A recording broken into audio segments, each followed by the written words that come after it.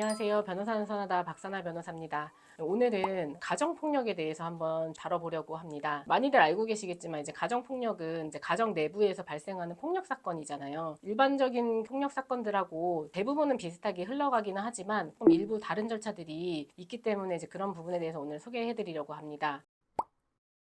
가정폭력 범죄에 대한 정의는 가정폭력 범죄의 처벌 등에 관한 특례법에 이제 규정이 되어 있어요.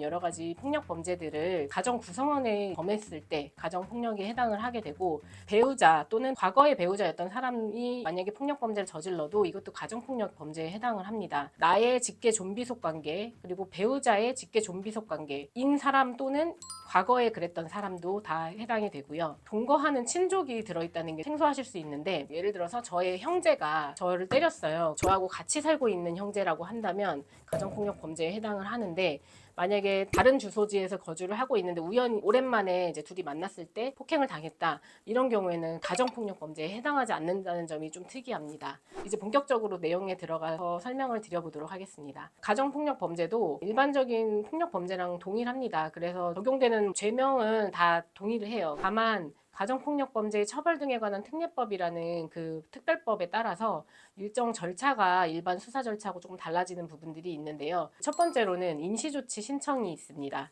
보통 일반 범죄 같은 경우에 수사 단계에서는 아직 그 피의자의 혐의가 있는지 없는지 모르는 상황이고, 가해자, 즉 피의자라고 하죠. 피해자에게 어떠한 제재를 가하는 게 불가능한 게 원칙입니다. 그런데 이제 가정폭력 범죄의 경우에는 가정 구성원들끼리는 또 다시 만날 가능성이 있고, 그러다 보면 또 재범을 할 가능성이 높기 때문에 특별히 임시조치를 신청할 수 있는 절차를 마련해 두고 있어요. 근데 그 임시조치라는 게 뭐냐면, 아직 그 피의자에게 혐의가 있는지 없는지 모르는 상황이지만 그래도 피해자의 진술에 따를 때 가정폭력 범죄를 범했다고 지금 혐의를 받고 있는 피의자에게 일정한 제재를 가하는 것을 말하는데요. 그 임시조치 대표적인 내용으로는 첫 번째로 피해자의 주거지에서 퇴거하라는 명령입니다. 피해자와 피의자가 같이 동거 중이라고 한다면 나가라고 강제하는 겁니다. 두 번째는 피해자에게 100m 이내로 접근을 금지하는 내용이 있습니다. 그리고 세 번째는 전기통신을 이용한 접근을 금지하는 명령입니다. 또 피해자에게 전화를 건다거나 메시지를 보내거나 이메일을 보낸다거나 이런 방식으로라도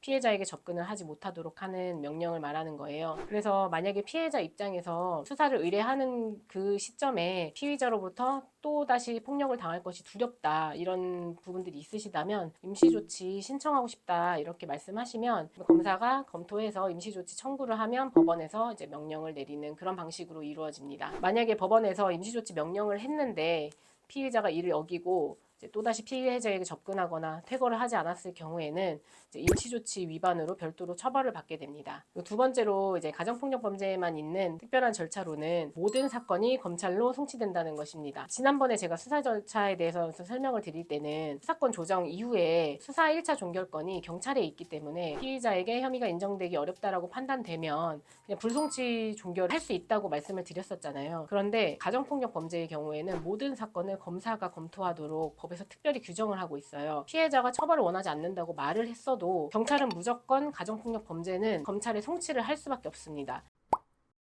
마지막 이제 세 번째 가정폭력 범죄에만 있는 특별한 절차로는 가정보호 사건으로의 송치 결정이 있다는 겁니다. 일반적인 이제 형사 사건들의 경우에는 수사 결과 피의자에게 혐의가 인정되는 경우에는 검사가 그 사건을 법원에 기소하거나 한번 선처해주는 의미로 기소유예 처분을 하는 경우 말고는 다른 경우가 없는데, 그 가정폭력 범죄의 경우에는 또 하나의 특별한 절차로 가정보호 사건 송치 결정을 할 수도 있습니다. 그 가정보호 사건 송치라는 게 어떤 의미냐면, 가정폭력 범죄가 일어난 거는 맞는데 피의자나 피해자의 의사를 들어봤을 때 두 분이 이제 가정을 계속 유지하려는 의사는 있는 상황이신 거예요. 이런 경우에 그렇게 처벌보다는 뭐 다른 제재 수단을 가함으로써 다시 이제 가정을 화목하게 유지해 보세요라는 취지에서 가정보호 사건으로 송치를 하게 되는 겁니다. 가정보호 사건으로 송치를 하게 되면 이제 사건이 가정법원으로 이동을 하게 되거든요. 그러면 가정법원 판사님이 당사자들을 불러서 심의를 해보고 원만하게 가정을 유지해봐라라는 취지로 보호 처분을 내리게 되는 거예요. 가정보호 사건으로의 송치 결정은